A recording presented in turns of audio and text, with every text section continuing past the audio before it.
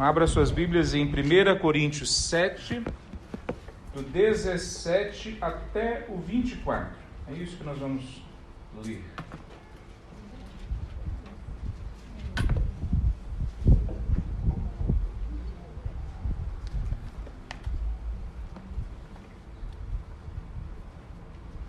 Essa nova arrumação ficou muito boa, mas eu estou ainda tentando me acostumar com a luz aqui. Está jóia. 1 Coríntios, capítulo 7, do versículo 17 até o versículo 24. A palavra de Deus diz assim: Cada um continue a viver na situação em que o Senhor o colocou, e cada um permaneça como estava quando Deus o chamou. Essa é a minha regra para todas as igrejas. Se um homem for circuncidado antes de crer, não deve tentar mudar sua condição. E se um homem não for circuncidado antes de crer, não deve ser agora. Pois não faz diferença se ele foi circuncidado ou não. O importante é que obedeça aos mandamentos de Deus. Sim, cada um deve permanecer quando Deus o chamou, como estava quando Deus o chamou. Você foi chamado sendo escravo? Não deixe que isso o preocupe. Mas se tiver a oportunidade de ficar livre, aproveite-a. E se você era escravo quando o Senhor o chamou, agora é livre no Senhor. E se você era livre quando o Senhor o chamou, agora é escravo de Cristo. Vocês foram comprados por alto preço. Portanto, não se deixem escravizar pelo mundo. Cada um de vocês, irmãos, deve permanecer como estava quando Deus o chamou. Vamos orar? Santo Deus, Sua palavra foi lida e agora nós clamamos, ó Pai, que Teu Espírito Santo aplique ela aos nossos corações. Nos proteja de todas as artimanhas e setas do inimigo. Coloque os Teus anjos ao nosso redor e nos ajude, ó Deus, a prestar atenção naquilo que é caro, aquilo que é entesourado pelo Senhor. Em nome de Jesus. Amém. Poder sentar, meus irmãos. Uma outra grande tragédia do cristianismo, pelo menos em nosso país, é o mau testemunho dos maus trabalhadores cristãos. Se por um lado a gente tem uma tragédia que é ver líderes da igreja, e aí muitas vezes os próprios membros da igreja, parecendo serem ricos, ostentando, parecendo serem grandes empresários, em vez de ser homens santos, como eu falei há algumas semanas, sobre a fé e a riqueza. Quando a gente falar sobre a fé e a pobreza, ela apresenta um outro desafio, uma outra grande tragédia, que é os irmãos dentro da igreja, ou pelo menos se diz irmãos, serem péssimos funcionários quando saem lá fora. Nós mesmos passamos por isso. Nós que temos que contratar pessoas para trabalhar em casa, nas nossas empresas, muitas vezes quando alguém fala, eu sou crente da igreja tal, a gente mesmo já fica preocupado. Às vezes é melhor trabalhar com alguém que não conhece a fé. Talvez até porque a nossa expectativa vai lá embaixo acerca do caráter dela, a gente se protege. Mas aí a gente recebe um crente na nossa empresa, na nossa casa, para trabalhar com a gente, e a gente às vezes se decepciona profundamente, porque o caráter dessa pessoa não é mais aquilo que nós vimos alguns anos atrás. Alguns anos atrás, quando a gente falava, eu sou evangélico, ou alguém falava, eu sou evangélico, isso significava para as pessoas em volta que aquela pessoa não bebia, não fumava, não roubava, não mentia, não enganava, quer dizer, era uma pessoa até boba dentro de uma sociedade corrupta. Ela era um bobão, mas era um bobão que a gente pode confiar. Ele é ético, ele é uma pessoa séria. Não é mais assim que as pessoas veem os evangélicos. Eu descobri essa verdade de um jeito mais estranho e esquisito, né? Uma vez eu cheguei nas Casas Bahia para fazer uma compra, né? O crediário das Casas Bahia, né? E todo mundo era aceito. Na minha frente tinha uma menina desempregada que trabalhava limpando casas, e ela na hora recebeu o crédito dela aprovado e saiu com um cartão para fazer a compra dela. E aí eu cheguei, eu era um pastor recém-ordenado no Ministério Pastoral, 24 anos de idade, e eles me perguntaram, o que você faz? Eu sou pastor. Mas é só isso? Eu falei, só isso, só pastoreio. Ela falou, desculpa, a gente não pode dar o crediário para você. Mas não quero nem crediário, eu só vou comprar. Ou não, para você a gente não pode nem dividir. E, por quê? Não, porque pastores não têm bom crédito aqui na casa. Há 20 anos atrás. né? Na verdade, um pouquinho mais de 20 anos atrás. Então, essa realidade é uma tragédia para a igreja. A Bíblia, quando trata da pobreza, ela não é simplista e nem rasteira no jeito que ela apresenta. Pobreza não é, para a palavra de Deus, simplesmente alguém sem recursos. Ela não trata assim, ela não trata a pobreza simplesmente, ou o pobre, ou o cristão lidando com a pobreza, como se fosse algo simples da gente lidar. Trabalhe e você vai crescer. É só você se esforçar que você sai da situação que você está. Quem já teve que entregar currículo em dezenas de empresas sem receber um único convite, sabe o que significa isso. O vento hoje está forte, né? Então a gente sabe esse drama. Quer dizer, a palavra de Deus não vai tratar a pobreza com a mesma simplicidade que muitas vezes a gente trata, que muitas vezes a sociedade trata. Por exemplo, em 2 Tessalonicenses, Paulo afirma lá que quando alguém vive de forma ociosa, essa pessoa então não deve nem comer. Se alguém não trabalha, então não coma. Por que Paulo está dizendo isso? Porque está tão preocupado assim na vida do outro? Bom, é por causa disso, mas não só na vida daquele que não trabalha. Ele fala que lá o resultado de você não trabalhar e viver de forma ociosa é criar um peso na vida dos outros. Um peso na vida da família, da vida da igreja, na vida dos seus amigos. Você se torna um peso. Então Paulo não passa a mão na cabeça do pobre. Ele fala, não, se você tem necessidade de recursos, a primeira coisa que você tem que fazer é trabalhar. Sair na rua e trabalhar. A palavra de Deus não trabalha só isso. Por exemplo, Jesus, em João capítulo 12, ele fala, os pobres vocês sempre têm com vocês. Quando ele fala nessa situação, quando alguém tenta derramar um perfume, na verdade tenta não, derrama um perfume caríssimo sobre ele. E esse perfume caríssimo era demonstrando primeiro uma gratidão ao que o Jesus tinha feito para aquela pessoa, por aquela mulher, mas também de uma forma que nem aquela mulher previa, já preparando Jesus para o enterro dele. Jesus fala sobre isso. Mas as pessoas em volta, algumas delas não tão assim puras de coração, estavam querendo que aquele perfume fosse vendido para depois dar aos pobres. E Jesus fala, os pobres vocês sempre têm com vocês. Será que Jesus não está entrando em contradição? Porque a Bíblia não faz uma preferência pelos pobres? Não é isso, inclusive, que na teologia aqui, ou nas igrejas aqui, católicas e evangélicas, muitas vezes a gente ouve que Deus faz uma preferência pelos pobres? Não, Deus não faz preferência pelos pobres. Quando a gente olha, por exemplo, em Êxodo, capítulo 23, lá diz desse jeito, não se deixe levar pela maioria na prática do mal. Quando chamarem para testemunhar em um processo legal, não permita que a multidão influencie a perverter a justiça. E não incline seu testemunho em favor de uma pessoa só porque ela é pobre. Não negue a justiça ao pobre em um processo legal. Quando termina o texto ele diz isso. Então, ele não tem uma preferência pelo pobre, pelo coitadinho. A palavra de Deus apresenta uma preferência pela justiça. E sim, os pobres muitas vezes são mais injustiçados. Então nós temos muito mais texto na palavra de Deus falando da justiça que tem que ser dada ao pobre. Por exemplo, em Salmo 82 diz, fazei justiça ao fraco, ao órfão, procedei retamente para com o aflito e desamparado. Em Zacarias fala, assim diz o Senhor dos Exércitos, julguem com justiça e mostrem compaixão e bondade uns pelos outros. Não oprimam as viúvas, os órfãos, nem os estrangeiros, nem os pobres. No Novo Testamento, Tiago é o que fala mais claro sobre isso. Tiago fala, religião verdadeira é manter o coração puro, afastado da contaminação e cuidar do órfão e da viúva. Quer dizer, a palavra de Deus apresenta para a gente o pobre sim como alguém que precisa ser trazida a justiça para ele. Aliás, o dia do Senhor, quando a gente fala do dia que o Senhor voltar, ele vai trazer a justiça. Não só a justiça no sentido de condenar quem está errado, mas a justiça no sentido de trazer a justiça para cada um de nós. Nós vamos ser colocados na posição que nós caímos lá atrás. Nós vamos ser colocados de novo, e de fato, de uma vez por todas, como filhos de Deus, herdeiros da graça, herdeiros do Senhor Jesus. Vai ser feita a justiça em nosso nome.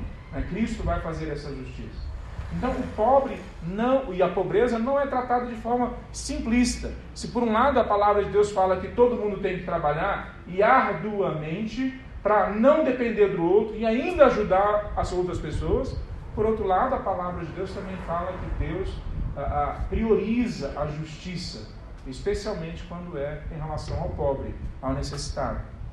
Então, existem, eu não sei se você consegue perceber, duas percepções quando a gente fala da pobreza.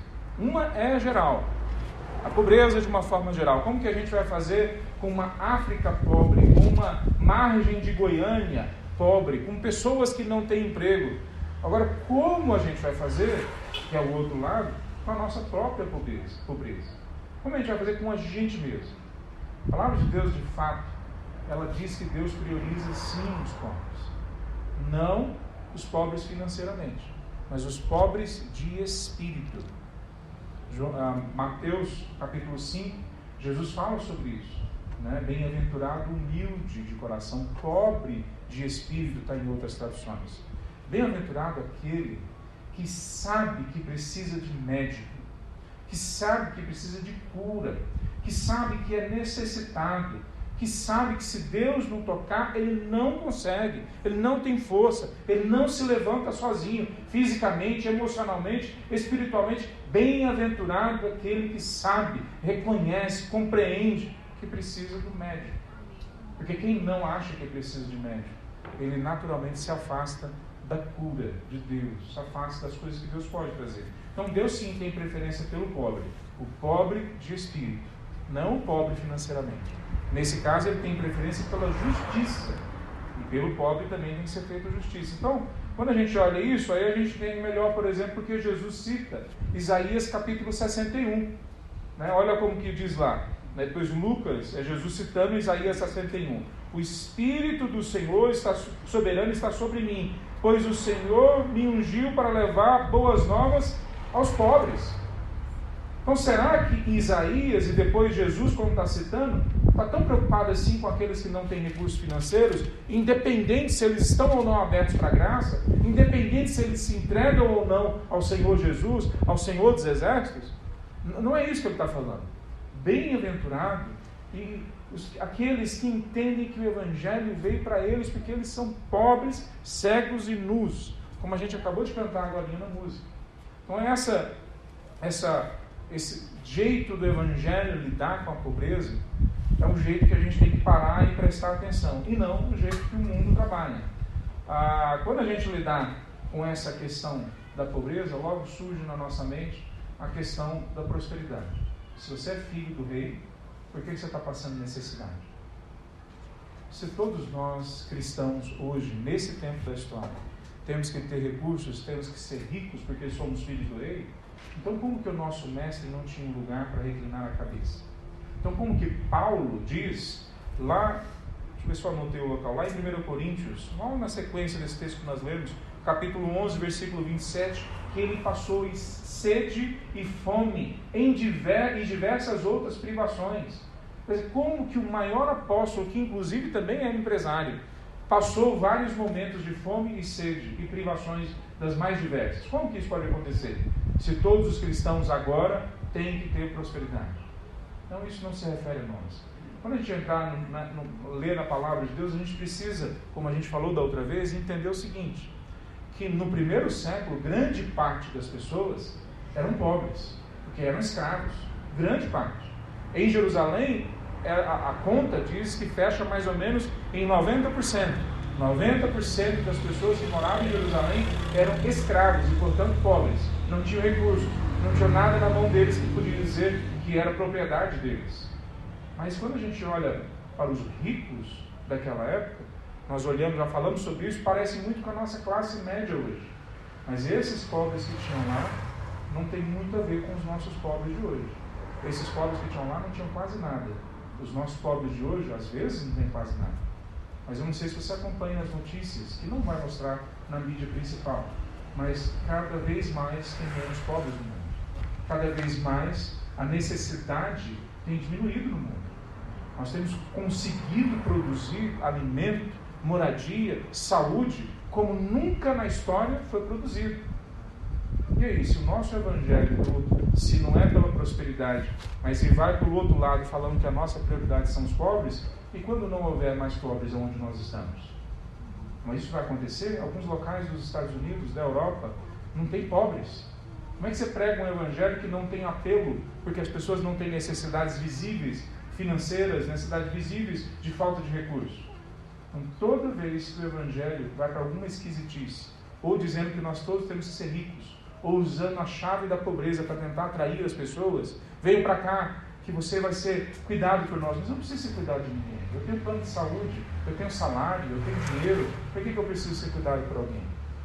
O Evangelho não trata a pobreza da forma como nós tratamos. Nós tratamos normalmente a pobreza como falta de recursos. O Evangelho trata a pobreza como falta de Deus, com falta da presença de Deus em nossas vidas. Eu queria, nesse texto que a gente está falando, falar sobre essa que a gente leu, falar sobre essa perspectiva de como a fé lidar com a pobreza, mas olhando exatamente como Paulo colocou aqui. Ele fala dessa condição da pessoa que, quando se converteu, ele cita 2 exemplos. Quando se converteu, se ela fosse circuncidada ou não, isso não faria diferença agora. Ela podia continuar do jeito que ela estava. A circuncisão, naquele momento, era um exercício religioso, mas também era um exercício cultural.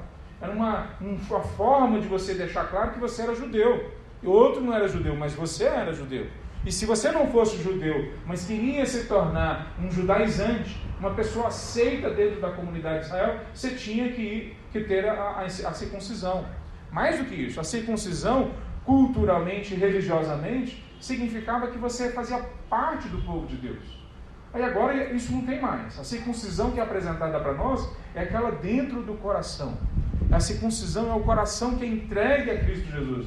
Mas Paulo fala, se você foi circuncidado antes, não tem problema. E se você não foi, não tem problema. Não leve, não se preocupe com isso. E aí ele fala do trabalho escravo, que é o pobre da época. Muita semelhança com o nosso pobre hoje. Muitas semelhanças. Você não tem recurso, você não manda na sua agenda, você não tem certeza se você vai ter o suficiente no final do mês, ou mesmo na entrada do próximo mês. Tem um monte de situações semelhantes com o escravo de lá e o pobre de hoje. Muito mais do que a gente imagina. Ele fala, se você era escravo quando se converteu, que isso não tome a sua mente. Essa não é a sua grande preocupação. E se você conseguiu a liberdade, também não deixe que isso preencha você, a sua ansiedade, porque não é sobre isso que é o Evangelho. Nós cantamos algumas músicas sobre isso, mas para nós é difícil a gente lidar com esse assunto se a gente não percebe a grandiosidade da graça de Deus. Se para nós o que é mais importante é sair da nossa miséria imediata e não ir para o novo céu e nova terra, para nós sempre vai ser difícil lidar com morte, com dor, com doença, com pobreza. Porque para nós é o imediato que conta. Mas a palavra de Deus fala, isso tudo não se compara com a glória que há de ser revelada. Então o que ele está dizendo para nós, nesse texto específico que ele está trazendo para nós? Que existem situações que precisam ser mudadas em nossas vidas. Mas existem situações que não têm uma prioridade que elas sejam mudadas na nossa vida. Independente de qual for o seu caso, a glória de Deus, a presença de Deus é o que é importante na sua vida. Não importa a sua condição.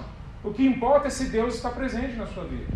Talvez a gente poderia dizer desse jeito, que a gente é comandado a viver na condição que estamos na vida e na sociedade, de uma maneira que agrada a Ele. E o que é isso que Paulo está dizendo? Que Deus nos manda a viver na condição em que nós estamos, independente se pode haver uma mudança nessa condição ou não, de uma maneira que agrade a Ele. Se você é pobre, viva de forma que agrade a Ele. Se você é muito pobre, viva de uma forma que você agrade a Ele.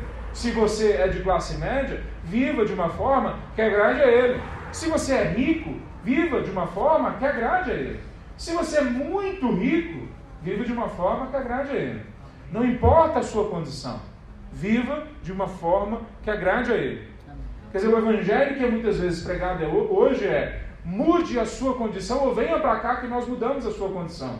O evangelho que Paulo está falando em 1 Coríntios 7 é que a sua condição na vida, na sociedade, não é a condição prioritária que Deus está querendo mudar, mas é a sua condição diante de Deus. Se você é filho ou se você não é filho. Se você pertence a Ele ou se você não pertence a Ele. Eu queria falar duas verdades sobre esse fato, de que nesse texto Paulo nos comanda, ou Deus nos comanda, a viver na nossa condição que estamos na vida, de forma que agrada a Ele. Então, o primeiro princípio que a gente pode ver nesse texto. Nós temos que viver a vida a partir do que Deus considera certo e bom, não a partir do que o mundo considera certo e bom. Anos atrás eu fui pregar num congresso e depois de mim pregou um pastor coreano que ficou preso por 2 anos na Coreia do Norte. Na verdade ele tinha a nacionalidade americana, mas ele tinha nascido na Coreia e mudou para os Estados Unidos. E ele foi fazer uma viagem de negócios à Coreia do Norte e foi preso. Sinceramente, se eu soubesse que ele ia pregar depois de mim, eu tinha dado o meu tempo para ele pregar. A palavra dele foi marcante para todos nós. E nós gastamos um tempo conversando depois, e eu quis ouvir um pouquinho mais sobre a experiência dele dentro da prisão. E ele falou, olha, quando eu entrei, os primeiros dias, as primeiras semanas, eu não imaginava que eu ia passar por aquilo. Tortura, 24 horas sendo torturado, estar longe da minha família. E eu comecei a me angustiar, a me desesperar, eu entrei em depressão. E eu clamei a Deus e reclamei com Deus. Tudo que podia falar, eu falei. E não é que, ele fala assim, que não é que não aconteceram respostas de Deus, mas nenhuma delas me acalmou. Nenhuma delas trouxe paz ao meu coração. Eu fui ficando cada vez mais desesperado. Até que chegou o dia, ele não soube precisar, talvez 1 mês, 2 meses depois, que caiu a ficha que ele iria morrer ali, que não havia esperança dele sair mais ali. E aí ele parou e falou, bom, então eu vou morrer aqui. Então se não há mais nada a fazer, então agora eu vou viver o Evangelho aqui, na condição de preso, que vai ser morto daqui a pouco. E aos poucos, aquele desespero foi saindo do coração dele. Veja, ele continuou sendo torturado, ele continuou indo para trabalho braçal, não mudou nada na condição dele. O que mudou foi o coração dele. E ele começou a testemunhar do Evangelho para os presos, para os policiais. Ele começou a testemunhar da graça de Deus e os milagres, que inclusive alguns já estavam acontecendo. Quando ele era torturado, ele não sentia a dor que era se esperado sentir. E os guardas ficavam surpresos, isso desde o começo. Mas ele não tinha sentido isso como uma forma de consolo no começo. Agora ele sentia. Agora ele entendia, bom, já que eu vou ficar aqui até eu morrer, é bom que eu não sinta tanta dor. Então ele sofria aquela tortura e continuava usando o tempo na condição que ele tinha para viver da forma como Deus tinha para ele. Quantos de nós conseguimos chegar no mesmo ponto? Todos nós. Todos nós. Porque quem alcançou isso na vida dele não foi ele. Foi a graça de Deus na vida dele. Então nós temos que clamar hoje para que essa mesma graça seja efetiva nas nossas vidas. Que na condição em que a gente se encontra, a gente possa realmente trazer para essa condição a certeza de que nós vivemos pela graça, para o Senhor Jesus, para que o nome dele possa crescer. Então não interessa se eu sou mais velho, mais novo, saudável ou doente, pobre ou rico, a condição que você está.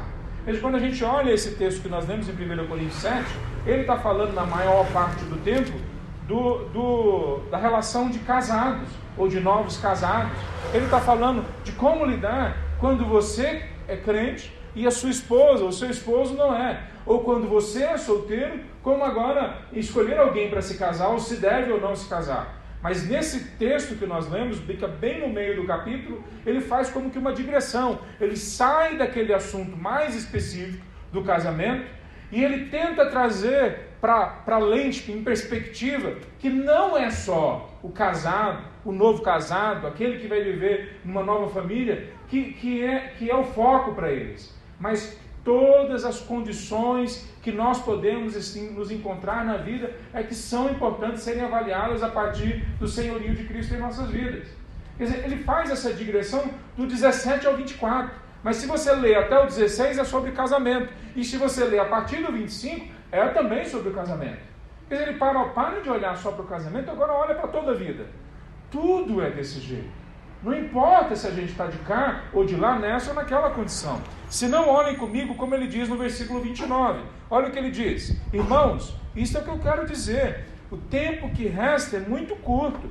Portanto, de agora em diante, aqueles que têm esposa devem agir como se não fossem casados.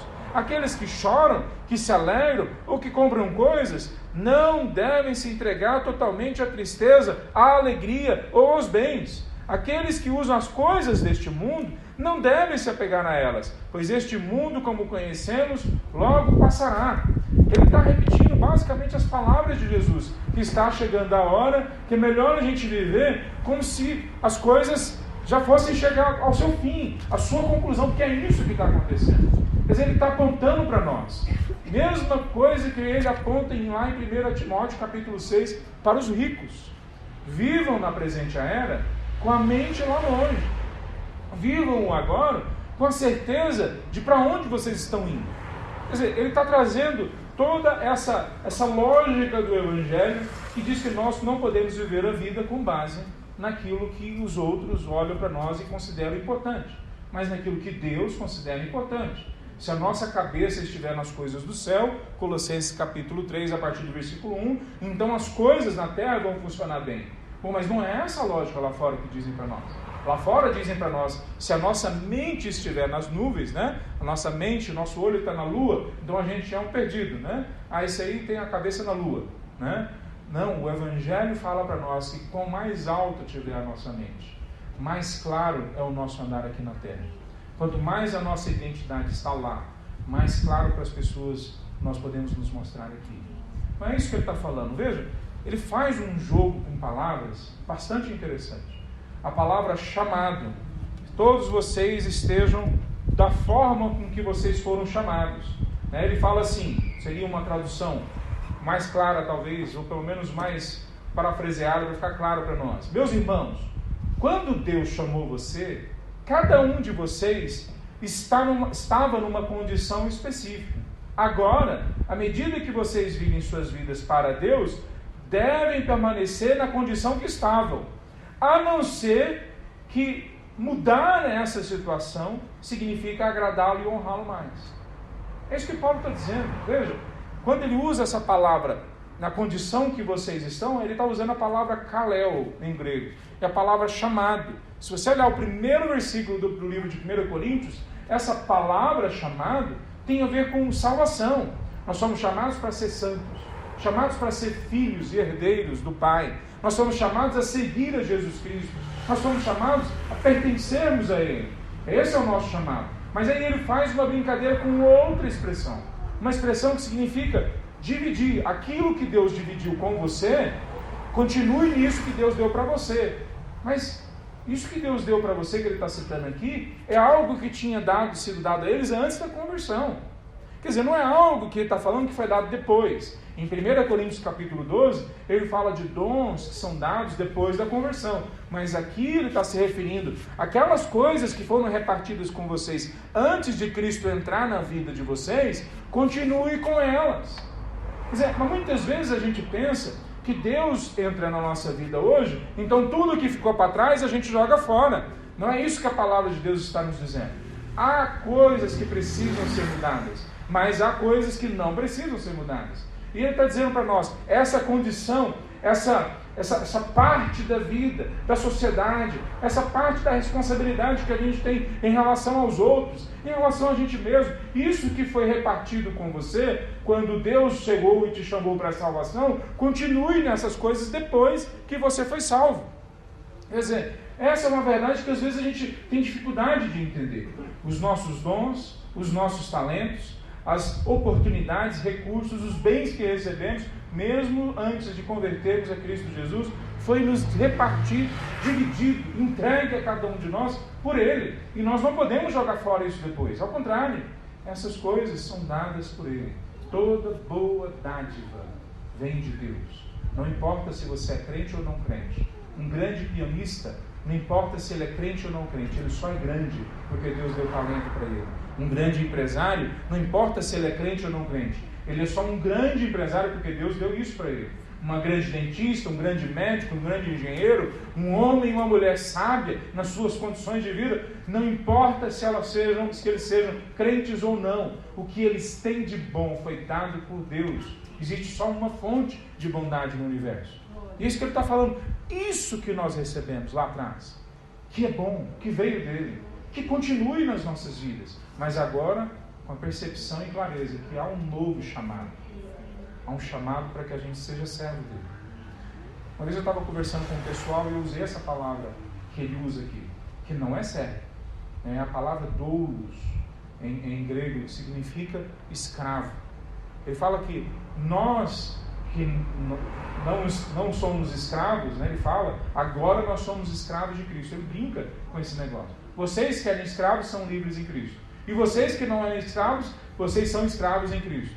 Ele está brincando, ele está misturando os assuntos de uma forma a trazer clareza que não importa se a gente acha que nós somos ou não somos escravos. Todos somos escravos. A questão é do que e de quem que nós somos escravos.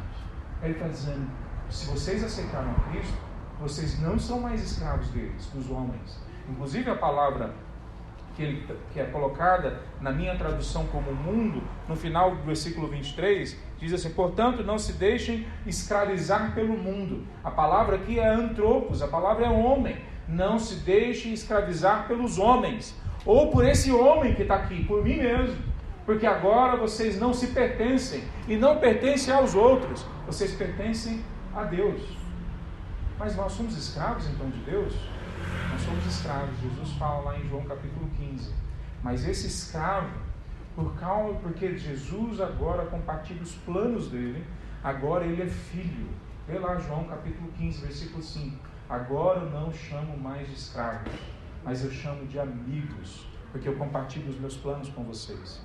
Então Paulo trabalha a mesma lógica, é só ver o capítulo 13, o jeito que ele constrói. Quando nós olhamos o final de 1 Coríntios, vê Paulo falando do novo corpo que nós vamos receber, do novo céu na nova terra, que tudo isso faz com que a gente deseje trabalhar ainda mais abundantemente para Deus, porque é Ele que nos dá toda a boa dádiva. Então, quando ele está trazendo esse conceito de que a gente tem que considerar a nossa vida não com base no que o outro diz, não com base no que a gente mesmo diz, mas não com base no que ele pensa de nós, ele está falando sobre a nossa identidade.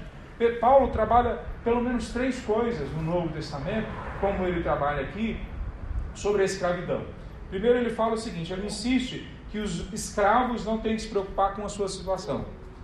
Da mesma forma a gente, nós não precisamos nos preocupar, isso não pode encher o nosso pensamento. Em inglês seria o never mind, que isso não seja algo que você preste atenção, qual que é a sua condição, não importa para Deus.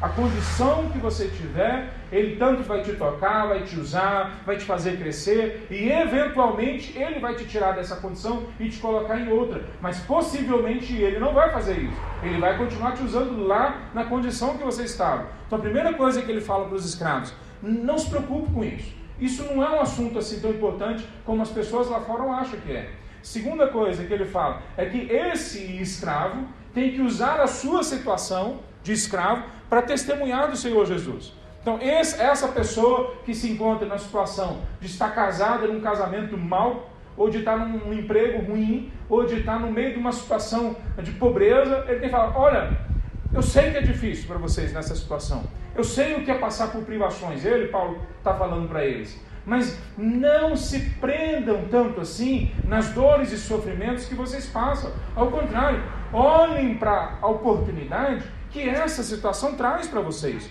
Usem a condição e na condição que vocês estão para testemunhar da graça de Deus. Mesmo que a figueira não floresça e a videira não dê o seu fruto, eu sei que o meu Redentor vive. A gente tem que trabalhar e buscar a Deus para que Ele construa esse sentimento em nós e para que isso se torne um comportamento efetivo nas nossas vidas. A terceira coisa que Paulo trabalha, nós falamos semana passada sobre a fé e a política. Aí aqui, talvez até aqui, alguns poderiam pensar que nós então somos de direita ou conservadores. Mas agora a gente vai para o outro lado, alguns podem pensar que a gente é de esquerda. Porque Paulo, embora fale para a gente não se preocupar com a condição de pobreza ou de escravo, que era lá no primeiro século, ele fala, mas se tiver oportunidade, sai daí. Então Paulo trabalha efetivamente para mudar as relações dentro da igreja entre os irmãos. O livro de Filemon é outra prova disso. Ele escreve para Filemon sobre um escravo fujão de Filemon, que agora é irmão em Cristo Jesus. E ele, embora não fale claramente, liberte ele em nome de Cristo Jesus, Paulo fala, você sabe que você deve a sua vida a mim.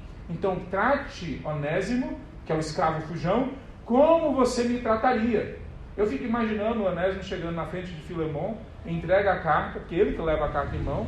Aí Filemão abre a carta, vê a assinatura de Paulo e vê, quando ele termina de ler, ele fala: ele ia te dar algumas chibatadas, mas agora não dá para fazer isso, você é meu irmão em Cristo. E ele rasga toda a dívida que tem e abraça o irmão dele, porque agora ele é liberto em Cristo Jesus e liberto na sociedade. Então nós somos os responsáveis do cristianismo pela libertação dos escravos em 1700 e pouco, com Wilberforce. E de lá, a partir da Inglaterra, até a partir desse cristão, Wilberforce, a libertação dos escravos espalhou pelo mundo todo. Chegou no Brasil também. Foram os cristãos que fizeram isso. Mas de fato nós fizemos isso por quê? Porque lá atrás a igreja entendeu que não através de uma revolução armada, não através da gente escrever tratados políticos, não através de uma briga na rua ideológica, mas através de uma transformação dentro da comunidade do povo de Cristo, nós iríamos tratar uns aos outros como livres em Cristo Jesus, iríamos perdoar as dívidas uns dos outros, iríamos empoderar uns aos outros, iríamos criar oportunidades para todos nós podermos sair de condições mais difíceis e podemos testemunhar com as nossas vidas que Deus é gracioso e bondoso, e Ele faz isso muitas vezes, e na maioria das vezes de forma concreta, através de nós e dos nossos irmãos, através das nossas mãos, através do dinheiro que nós tiramos do nosso bolso, através das oportunidades que nós abrimos para os outros. Então o que ele está falando? Não considere a vida de vocês a partir da percepção dos outros, mas a partir da percepção de Deus. Vocês pertencem a Ele. O jeito que ele termina o versículo, novamente a tradução, eu creio que ela não foi muito feliz, porque ela traduz da seguinte forma, o versículo 24: cada um de vocês, irmãos, deve permanecer como estava quando Deus o chamou. Não é exatamente isso no grego que está sendo dito. O que está sendo dito no grego é o seguinte: cada um de vocês recebeu uma parte antes de vocês converterem. Talentos, dons, experiências, oportunidades. Então, quando Deus chamou vocês para serem santos, quando Deus os resgatou, quando Deus os chamou, por assim dizer, continuem a vida daquela forma. Ele está repetindo, de fato, o versículo 20 e o versículo 17. Mas aí ele termina: e façam isso permanecendo em Deus. Meus irmãos, permanecer em Deus é a coisa mais importante que nós precisamos entender acerca da nossa condição. Se nós somos pobres, mas nós pertencemos a Deus, nós permanecemos em Deus, isso muda a situação, muda a perspectiva.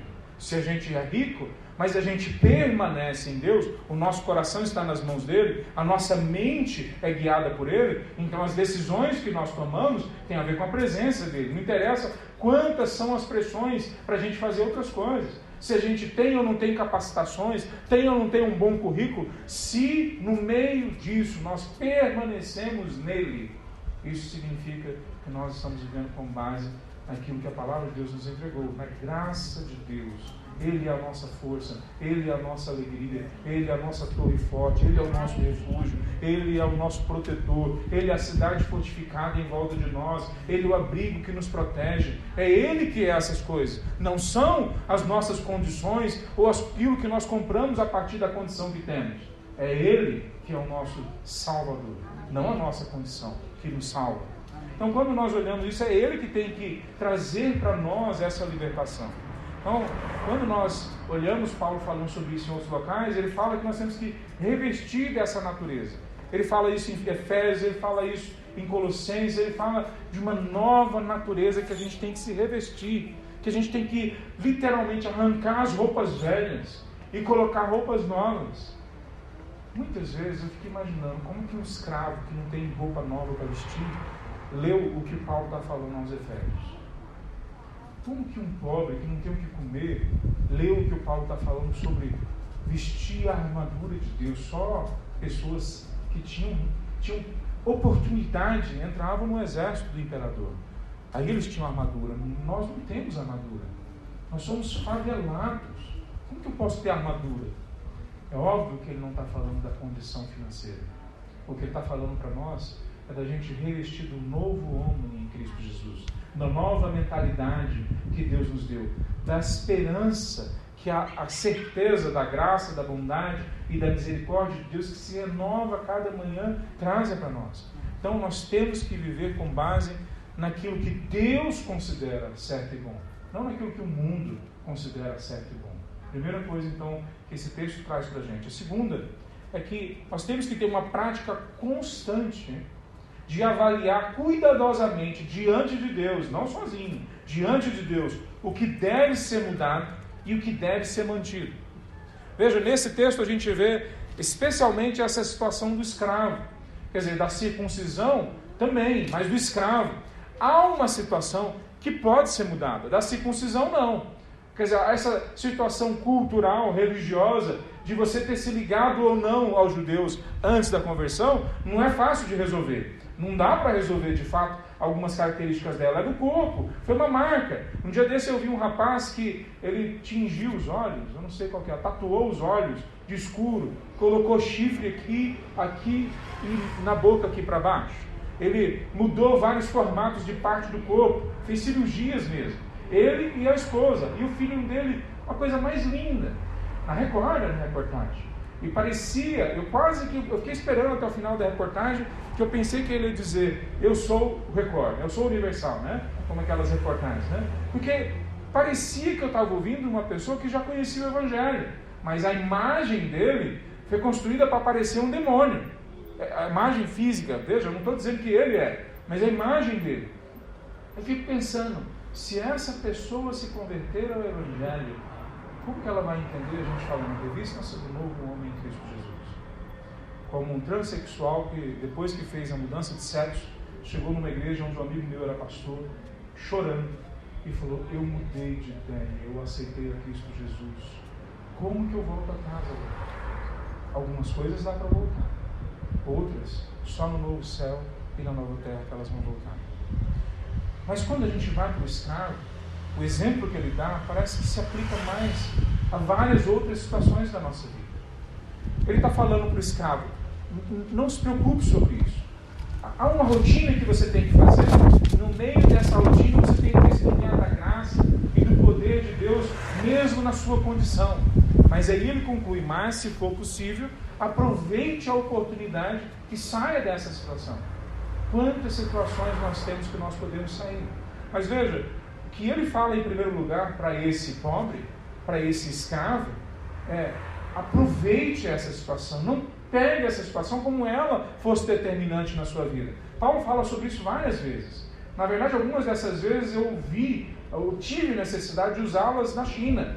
Porque a China tem, os irmãos da igreja chinesa têm dois grandes problemas, que muitas vezes nós vemos aqui. Um primeiro problema é que eles dizem o seguinte, meu pai trabalha até agora, eles citam Jesus, então eu trabalho também. Sabe como eles aplicam isso? Eles acordam 4 horas da manhã para orar, oram até 8 horas da manhã, trabalham direto até 11 horas da noite, aí tiram mais 1 hora de oração e vão dormir. Aí dormem 4 horas por dia, no outro dia de novo. De segunda a segunda. Não tem final de semana, não tem feriado, não tem criança, velho, todo mundo junto. Eu ajudei a criar alguns grupos lá, que o trabalho deles missionário era realizado desse jeito. Todas as vezes que eu tentava conversar com eles sobre a graça de podermos descansar, a graça de a gente poder tirar um dia de descanso, cuidar dos nossos filhos, passear, ter lazer, eles citavam para mim esse texto, meu pai trabalha até agora. E aí uma das vezes eu citei para o líder, né? Eu falei, ok, mas o seu pai descansou no 7º dia, e você vai descansar que dia? Aí ele começou a rir e não conseguiu encaixar na teologia dele. Muitos de nós não conseguem encaixar que trabalhar tem que ter o outro lado, que é o descanso. Mas o outro erro da igreja chinesa é que eles, quando vão conversar com você, falar sobre o trabalho, os cristãos em Cristo Jesus, homens e mulheres crentes de verdade, muitos deles, a maioria na verdade, diz, não, a gente não tem que se preocupar com amanhã, que o Senhor Jesus vai nos dar tudo, basta cada dia o seu mal. Aí eles não trabalham, aí eles não se dedicam, eles saem dos seus empregos e ficam na igreja dia e noite. Eu vejo esse mesmo erro muitas vezes acontecendo no Brasil, mas eu nunca vi de forma crônica no Brasil como eu vi lá na China. Paulo lidar com essas duas coisas. Por exemplo, em 1 Timóteo capítulo 6, que nós falamos semana passada, ele fala que o desejo por enriquecer, esse desejo louco de ficar trabalhando o tempo todo, vai destruir as nossas vidas. O fato é que não destrói só os ricos, destrói os pobres também. Não é o dinheiro que é o mal. Então não interessa a quantidade de dinheiro. É o amor ao dinheiro que é o mal. Então esse amor não interessa quanto de dinheiro que se tem. Se eu me dedico ao dinheiro, ele vira um ídolo. E se ele vira um ídolo, é a ação de demônios na minha vida, dominando a minha agenda. A segunda forma que Paulo trabalha, lá em 2 Colossenses capítulo 3, é com aqueles que vivem ociosos. Não, a gente pode esperar no Senhor, amanhã ele manda pra gente. Não, Paulo trabalha bem duro isso aí. Quem não trabalha, não coma. Depois, em 1 Tessalonicenses 4, ele fala: tenham como objetivo uma vida tranquila. É isso mesmo, a frase é exatamente essa. Tenham como objetivo uma vida tranquila. O que ele está querendo dizer com isso? 1 Tessalonicenses 4,11, leia lá depois o contexto. Trabalhem para ter o que comer, o que vestir, onde morar, para ajudar o próximo, para ter condições de viver de forma estável, para ter condições de pagar os impostos. Sim, nós temos que pagar todos os impostos. Se é possível a gente se livrar através da lei de reduções fiscais, seja como for, ótimo, mas nós temos que pagar. Então ter uma vida tranquila significa trabalhar todos até que a gente consiga pagar todas as nossas contas. Então o Evangelho nunca trabalha o pobre como se fosse coitadinho. Não existe para o Evangelho coitadinhos, vítimas. Não existe para o Evangelho isso. Porque todos nós somos feitos à imagem de Deus. Todos nós temos em Cristo Jesus potencial para sustentarmos a nossa casa, vencermos as barreiras, vencermos coisas muito maiores do que a gente acha que a gente é possível. Então, ninguém é coitadinho, ninguém é vítima diante do Evangelho. Sim, tem pessoas que estão em necessidade. Então, os outros que não estão em necessidade precisam ajudá-los. Mas nós não ajudamos ninguém, tratando eles com dó. Ninguém. Um dos grandes problemas das ONGs e também das agências missionárias é que quando eles vão lidar com um pobre, um necessitado, às vezes nem é tão pobre assim, mas eles veem, por exemplo, a pessoa da minoria étnica, da tribo indígena como pobre, quando eles vão trabalhar com eles querem ajudar o pobre, mas eles não querem ajudar com o pobre junto. Eles querem trabalhar para o pobre, mas não com o pobre. O pobre não tem vez, não tem voz, ele não pode sentar na mesa, ele não é inteligente, porque nós tratamos eles como burro porque eles não têm doutorado. O Evangelho não trata ninguém como burro. Se eu consigo entender a graça de Deus, não é por causa da minha inteligência, é por causa da ação do Espírito Santo de Deus. E todos têm acesso a isso, podem ter acesso a isso. Todos têm abertura para isso. Então, diante de Deus, não existe pobre e rico, homem ou mulher, não existe maior ou menor. Todos nós estamos na mesma condição diante de Deus. Nunca na história, eu acho, que nós tivemos exemplos tão claros sobre isso. Nós temos uns 6, 7 homens que mandam no mundo hoje. São os mega bilionários ou bilionários.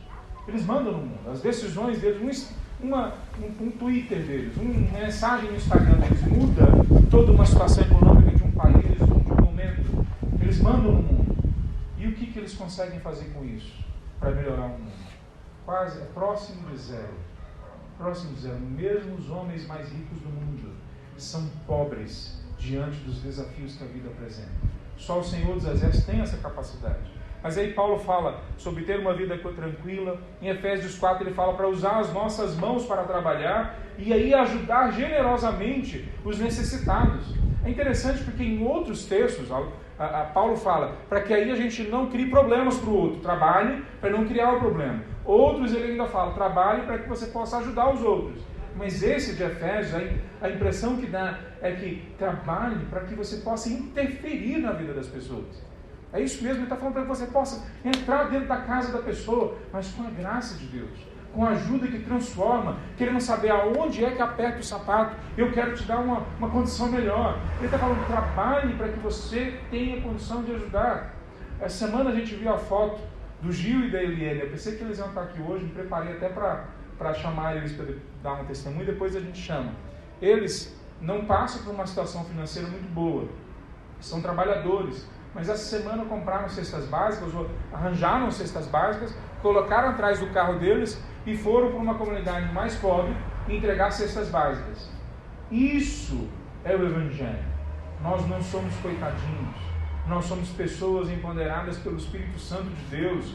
É dado a nós, mesmo antes da gente se converter, talentos e condições para que a gente possa produzir na vida do outro, graciosamente, transformações. Então ele fala para nós, olha, perceba isso, pobre. Você, pobre financeiramente, você não precisa ficar onde você está. Vença a ociosidade, vença a preguiça, vença esse senso de coitadinho e comece a transformar para ter uma vida tranquila, para poder agir generosamente em relação ao outro, para deixar de ser um peso para a igreja ou para a sua família. Ele não trabalha de forma simplista. Se você trabalhar, você vai enriquecer. Alguns de nós não vamos enriquecer, nem se esforçar muito. Alguns de nós nem vão se esforçar muito e vão enriquecer. Não, essa é a soberania de Deus. Ele decide. E se Ele decidir que a gente vai ficar rico, que Ele vai doar coisas para nós, mas nós não fizermos isso com a convicção de que tudo pertence a Ele, essa riqueza vira uma maldição nas nossas vidas. Ela vira algo que apodrece em nossas mãos. Leia o livro de Tiago depois que você vai ver isso. Tiago diz que a riqueza deles é corroída e corrói a carne deles junto, porque eles não têm a riqueza da forma correta. Veja, quando nós vemos todo esse jeito dele trabalhar, a necessidade que ele mostra para a gente não é que nós temos a necessidade de comida e nós temos a necessidade de água e de todas essas coisas podem ter a sua importância, mas a grande necessidade que nós temos é a necessidade de Deus. Anos atrás uma música famosa, né, foi lançada no mundo, anos não, décadas, né? All we need is love. Como é que canta isso aí, Mateus? All we need is love, né? Tudo que nós precisamos é amor, é o que diz a música em português. Hoje nós já revertemos isso. Hoje não é mais tudo que nós precisamos é o amor. Hoje nós cantamos tudo que nós amamos são as nossas necessidades. Não é tudo que nós precisamos é o amor. Tudo que nós amamos é aquilo que nós queremos ter. Isso é o nosso Deus. Nós trabalhamos com isso no nosso coração. Então, é essas coisas que Paulo está falando. Quer dizer, há coisas na sua vida que precisam ser mudadas. Então, lute para que elas mudem. Lute para que elas sejam transformadas. Mas há coisas que são ainda muito mais importantes. Que é independente da mudança que aconteça em nossas vidas, nós precisamos abrir os nossos corações para o senhorio dele dentro de nós. Quando nós vemos Paulo terminando, o jeito que ele trabalha esse texto, ele fala que tem um conjunto de coisas que nós temos que compartilhar. Em outros textos ele fala sobre isso. Lá em 1 Coríntios capítulo 12, na sequência desse texto, ele fala que nós temos que compartilhar os nossos dons. Quer dizer, eu recebo um dom e esse dom não significa que eu sou melhor. Ao contrário, ele me traz mais uma responsabilidade de compartilhar o meu dom.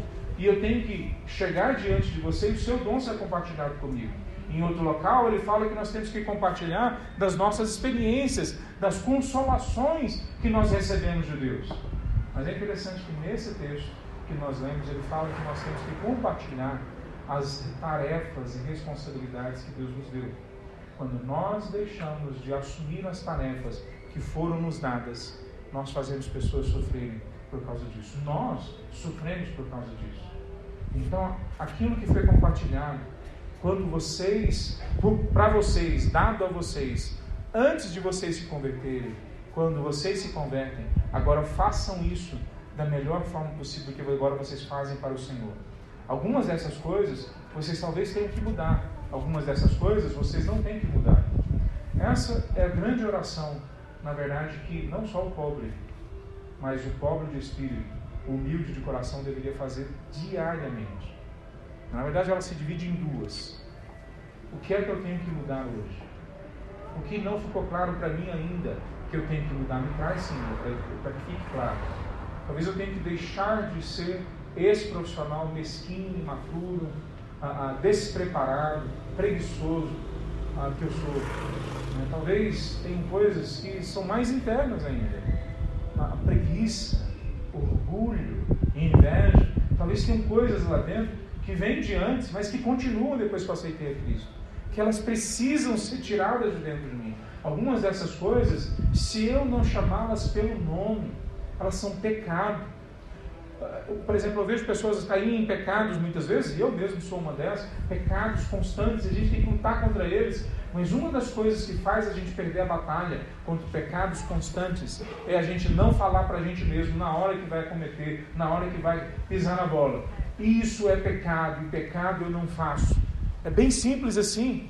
Senhor Deus, me livra disso, porque isso é pecado, então pecado eu não faço. Então eu vou mentir, eu sei que eu vou mentir, e eu tenho que dizer para mim mesmo: isso é pecado, e pecado eu não posso fazer. Eu vou causar uma briga na família, e eu sei que se eu falar aquela frase, a briga vai começar. E isso na palavra de Deus é pecado, porque a palavra de Deus diz: por depender de vós, tende paz com todos. Então eu não posso ser o causador da briga. Então eu tenho que dizer para mim mesmo: isso é pecado, e pecado eu não cometo. Pela graça de Deus, eu posso ser habilitado agora a não cometer. Se nós praticarmos isso e entendemos que há coisas que precisam ser mudadas, e se essas coisas não forem mudadas em nossas vidas, nós vamos viver uma vida de miséria. Porque ele está dizendo para o pobre, para o escravo, olha, preste atenção, há coisas na vida de vocês que têm que ser mudadas. O que ele está dizendo para o rico, a pessoa que tem habilidades, um bom currículo, olha, preste atenção, há coisas que têm que ser mudadas. Mas ele também está dizendo: há coisas que não vão ser mudadas. E nós temos que não viver presos no fato de que a gente quer essa mudança. Deus pode não ter a riqueza para alguns, pode não ter o sucesso profissional para alguns de nós. Alguns de nós nunca vamos ser bem-sucedidos naquilo que nós fazemos. É uma falácia achar que todos nós vamos ser bem-sucedidos, pelo menos na perspectiva do mundo. Na perspectiva de Deus, todos nós podemos ser prósperos. Primeiro, porque nós já somos prósperos. Nós somos de fato filhos do rei. Nós somos de fato pessoas que vão colher na nova era, no novo céu, na nova terra, tudo aquilo que é nos prometido na palavra de Deus. Nós somos herdeiros com Cristo, e com Ele nós ganhamos todas as riquezas do universo. Então nós já somos prósperos. Mas sermos ricos e bem-sucedidos de acordo com os princípios do mundo não vai ser para todos nós. E se fica difícil para a gente enxergar isso na nossa sociedade goiana, é só olhar para os países que estão em guerra, é só olhar para os países pobres, miseráveis do interior da África, é só olhar para alguns países da Ásia, é só olhar para alguns locais extremos daqui do Brasil. Vai ali nos Calungas, do norte do nosso estado, que vocês vão ver isso. Se todos nós só somos bem-aventurados e nós só somos abençoados quando demonstrarmos riqueza, então o nosso evangelho é uma falácia. Porque muitos dos nossos irmãos são pobres, estão presos, passam dificuldade, vão morrer, porque eles não têm nenhuma condição de sair de onde estão hoje. Eles têm condição de onde estarem, testemunharem do Evangelho, viverem para a glória de Deus. Então, há muito mais coisas na palavra de Deus sobre como a gente lidar com pobreza. Mas uma das coisas que tem que ficar clara para nós é que a pobreza não é uma desculpa para a gente se tornar vítimas, para a gente se tornar coitadinho, assim como a doença, assim como a velhice, assim como a falta de sucesso, também não são desculpas para nós. Nós temos que acordar todos os dias de manhã. Eu até brinquei um dia, com a minha esposa, Temos que acordar todo dia de manhã e destravar a mente. Eu usei isso aí, eu ouvi alguém falando isso aí, Destravar a mente. Como é que a gente destrava a mente? Deixa eu ensinar você. Eu não sou como é que é não sou coach não, mas eu vou te ajudar a destravar a mente. Todo dia que você acordar, se ajoelha, ou olha na frente do espelho. Às vezes é melhor olhar na frente do espelho, e fala para você: as misericórdias do Senhor se renovaram hoje. Eu posso ser o mesmo miserável, o mesmo pobre, eu posso ser o mesmo que eu era ontem, mas Ele também é o mesmo de ontem. E Ele é misericordioso, e hoje Ele pode me fazer vencer os meus pecados, as minhas dores, e mesmo que não mude a minha condição financeira, de sucesso profissional, Ele na minha vida faz tudo mais parecer relativizado, tudo mais perde a sua importância. Essa tem que ser o nosso coração do cristão. É lógico que Deus pode dar riqueza para nós, mas se a riqueza que Ele nos der nos roubar esse estar presente diante de Deus, então é melhor que a gente não tenha riqueza. É melhor que a gente fale, igual está lá em Provérbios capítulo 30, um dos versículos mais difíceis de ser orados, por pobres e por ricos. Olha o que diz, Provérbios 30, versículo 8 ao 10. Primeiro, ajuda-me a ficar longe da falsidade e da mentira. Segundo, não me des nem pobreza nem riqueza. dá-me apenas o que for necessário, pois se eu ficar rico, pode ser que eu te negue e diga, quem é o Senhor? E se eu ficar pobre demais, pode ser que eu roube e com isso desonre o nome de Deus.